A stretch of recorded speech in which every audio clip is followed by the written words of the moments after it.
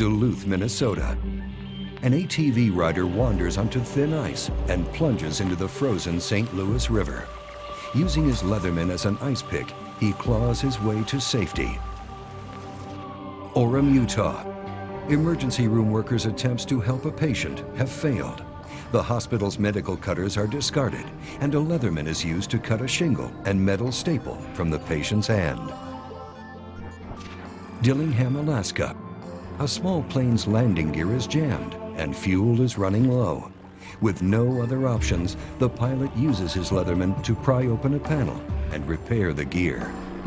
For more than 25 years, Leatherman tools have been helping everyday people deal with expected and unexpected jobs and situations. But now, there's a tool for the men and women who face the unexpected every day.